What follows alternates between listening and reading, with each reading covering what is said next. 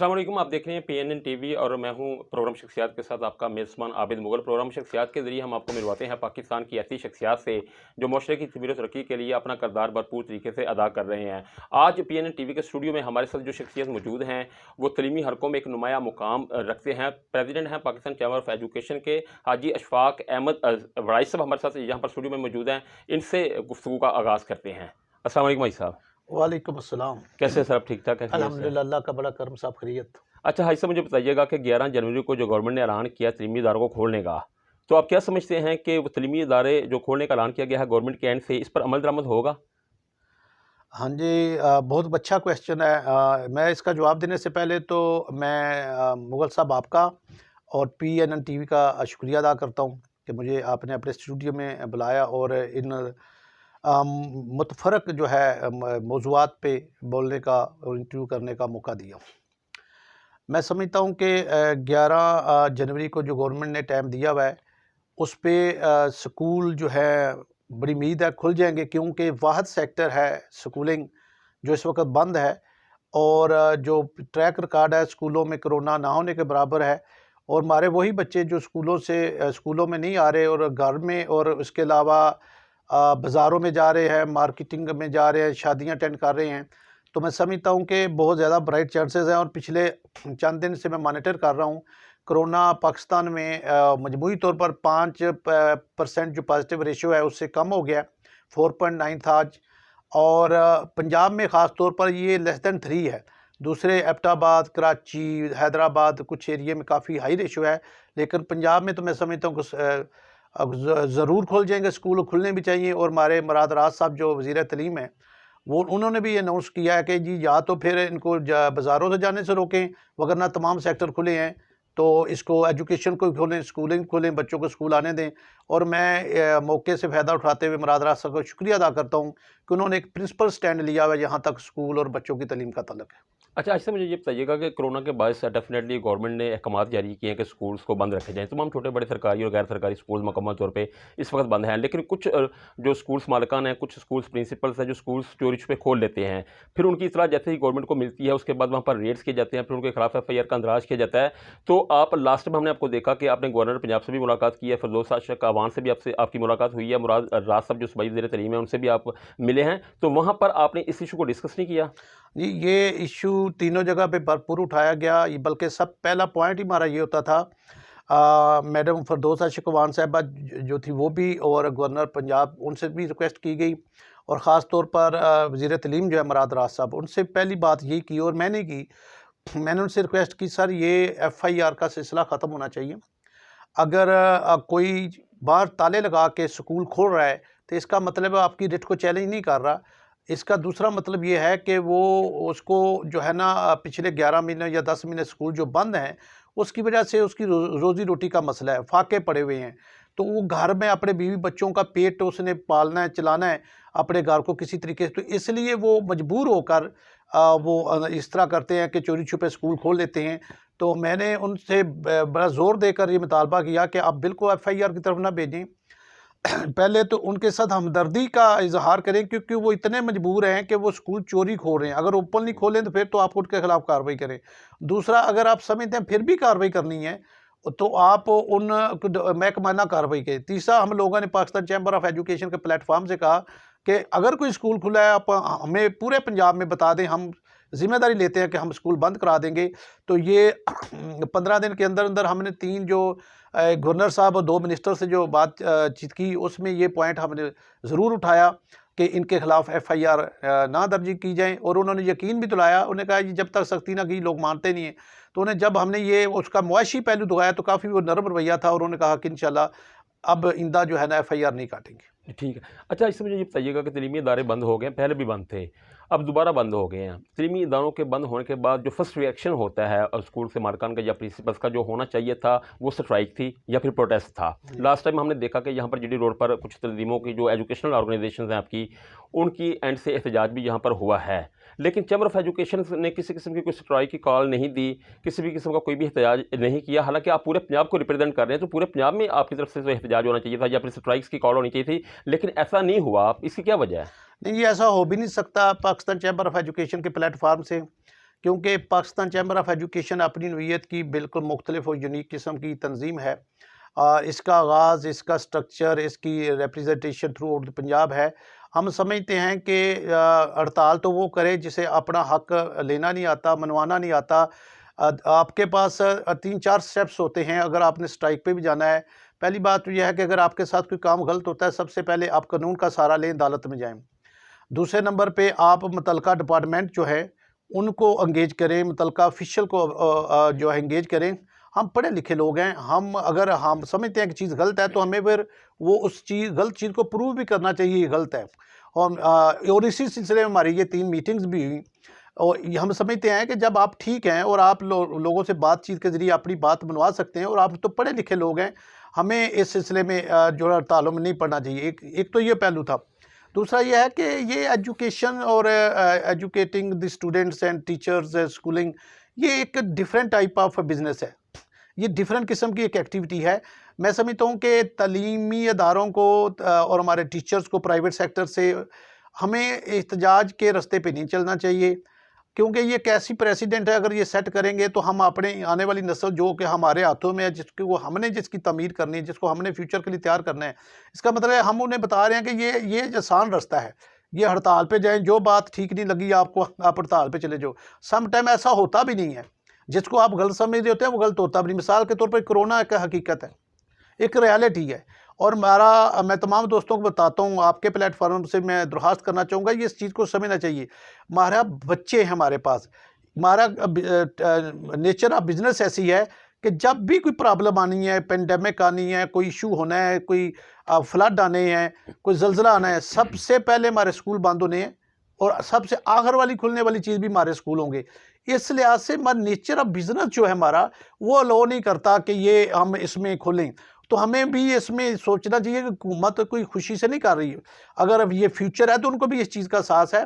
तो इस लिहाज से भी हमें जो है एहतजाज की तरफ नहीं जाना चाहिए, गवर्नमेंट को एंगेज करना चाहिए, उनको टाइम देना चाहिए।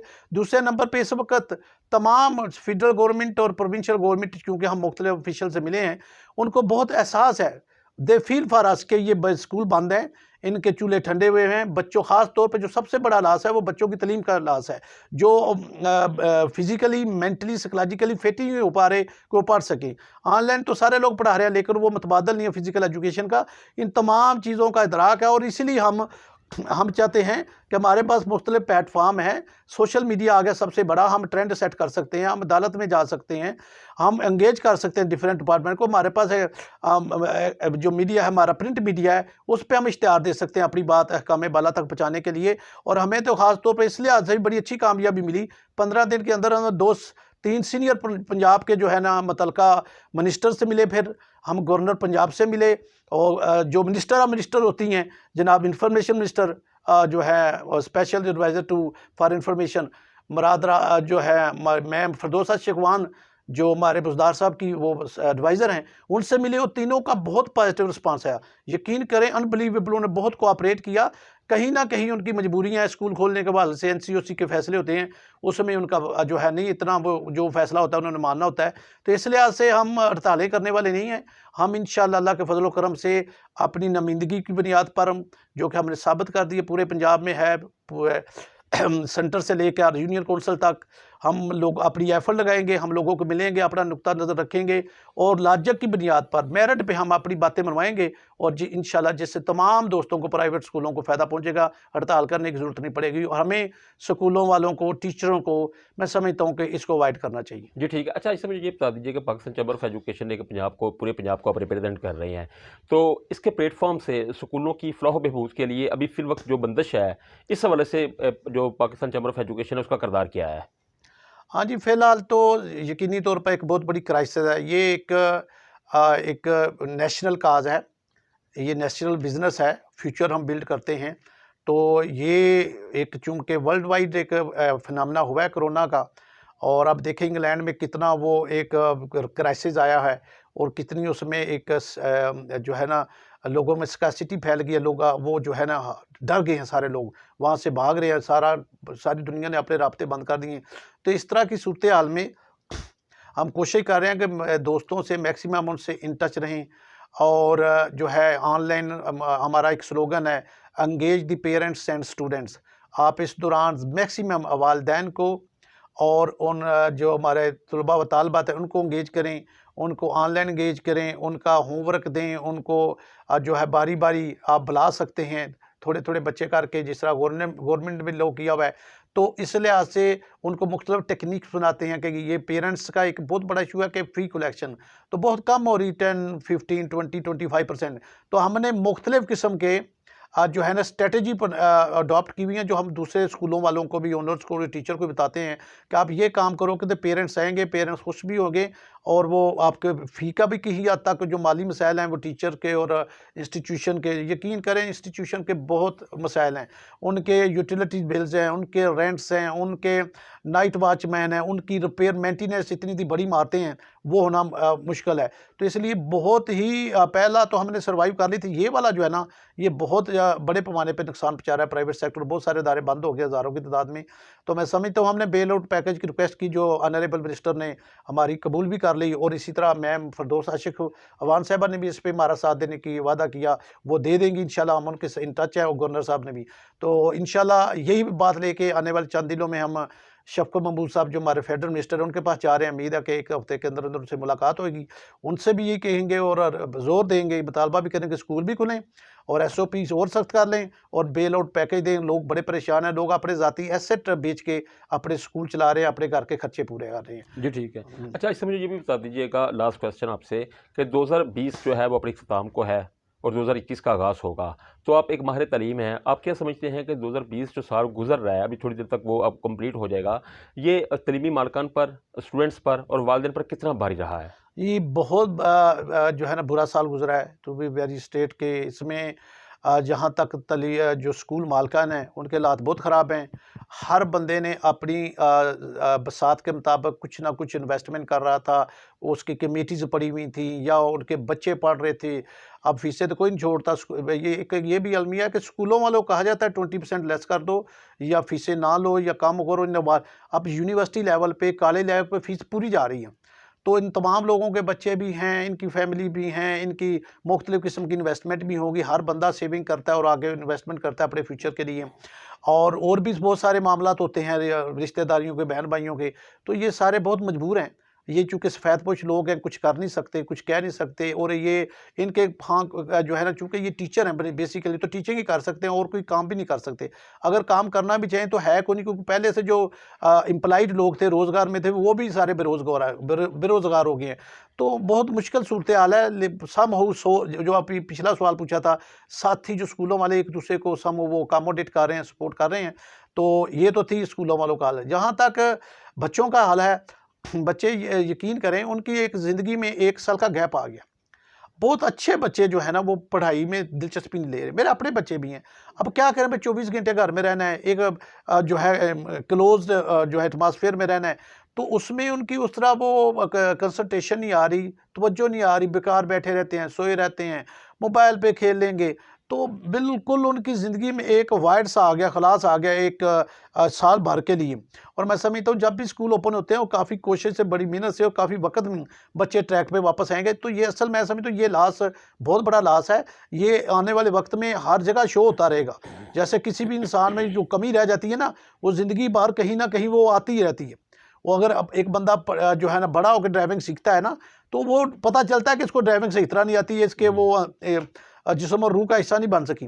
तो इसलिए ये मुझे ख़तरा है कि आने वाले वक्त में हमारे बच्चों की ज़िंदगियों में कहीं ये नेगेटिव तरीके से मुतासर ना करता रहे। तो ये बच्चों का तो बहुत बड़ा पूरा साल पढ़ाई नहीं हुई, पूरा साल नहीं हुई। मतलब अभी क्लासें लग रही थी, कुछ स्कूलों में नहीं लगी थी और छुट्टियाँ हो गई। 1 महीना 1.5 महीना लगे हैं, फिर बंद हो गए स्कूल। अब पता नहीं 11 को क्या बनेगा। उम्मीद बड़ी है। तो ये तो हुआ है इनका। हाँ, वालदैन का भी लॉस हुआ है यकीनी तौर पे। एक तो उनका कोविड क्राइसिस है, वो भी उनके भी बिजनेसेस, उनके भी कारोबार, उनकी भी जॉब मुतासर हैं। दूसरा ये है कि बच्चे घर में चले गए, उनके जो घर का खर्चा है ना, वो बिल बढ़ गया उनका, उनमें भी इजाफा आ गया और फिर बच्चे मुख्तलिफ किस्म के मसाइल पैदा कर रहे हैं। और इसमें सबसे एक डार्क एस्पेक्ट हुआ है कि ईवल जो है ना, सोशल ईवल्स पैदा होना शुरू हो गई हैं। बच्चे फारग हैं, बेकार हैं, वारा घूमते हैं, उल्टी सीधी हरकतें करते हैं, कुछ चाइल्ड लेबर पर लग गए हैं। मेरा ये मुशाहिदा कि मैंने देखा है कि जितने बच्चे प्राइवेट स्कूलों से ड्रॉप हुए, ये जब सितंबर और अक्टूबर में स्कूल ओपन हुए तो वो गवर्नमेंट सेक्टर में नहीं गए, वो चाइल्ड लेबर पे चले गए। यानी कि लोगों को अपने खर्चे पूरे घर का निज़ाम चलाने के लिए अपने बच्चों को छोटी छोटी जो है ना मजदूरियों पर लगाना पड़ा है। और तो ये भी इसका बहुत बुरा एक पहलू है। और सबसे अहम पहलू जो है, जो कि प्राइवेट सेक्टर को एक लिहाज से बेयारो मददगार छोड़ दिया गया कि प्राइवेट सेक्टर को सपोर्ट नहीं अभी तक किया गया, इन्हें बेल आउट पैकेज नहीं मिला, इनके टीचरों को तनख्वाह नहीं मिल रही। उसकी वजह से ये एक सेंस पैदा हो रहा है भाई तमाम लोग गवर्नमेंट की नौकरी हासिल करो, गवर्नमेंट की नौकरी करोगे तो फिर तो तनख्वाह तो मिलनी मिलनी है, चाहे बंद हो आपका काम, जॉब हो ना हो, दफ्तर जाए ना जाए, स्कूल जाए ना जाए, तो आपको जॉब ज़रूर मिलेगी, आपको तनख्वाह ज़रूर मिलेगी। अब ये एक ऐसा ट्रेंड है जो कि बिल्कुल नहीं होना चाहिए। तमाम डेवलप कंट्री जो आगे जाना चाहते हैं वहाँ गवर्नमेंट नौकरियाँ नहीं देती, ना गवर्नमेंट बिजनेस करती है, ना कारोबार चलाती है। ये काम प्राइवेट सेक्टर का है, प्राइवेट सेक्टर ही बिजनेस देता है, यही अपॉर्चुनिटी जॉब अपॉर्चुनिटी पैदा करता है और वहाँ पे बड़ी हैंडसम सैलरीज भी मिलती हैं। लेकिन अनफॉर्चुनेटली पाकिस्तान में इस जो है कोरोना क्राइसिस का एक सबसे बड़ा नेगेटिव एस्पेक्ट और डार एस्पेक्ट ये हुआ है कि हमारे लोगों में ये चीज़ उनके ज़हनों में पुख्ता होती जा रही है, करनी है तो गवर्नमेंट की नौकरी करनी है, क्यों वहाँ तो तनख्वाह मिलती है, प्राइवेट सेक्टर में तो कुछ भी नहीं मिलता। अगर गवर्नमेंट इन्हें सपोर्ट करती, हमारे टीचरों को तनख्वाहें देती, तो फिर यहाँ पे लोगों का ज़्यादा ट्रस्ट कॉन्फिडेंस आना था, लोगों ने गवर्नमेंट की देखने की बजाय प्राइवेट सेक्टर की तरफ आना था। जी जी ठीक है।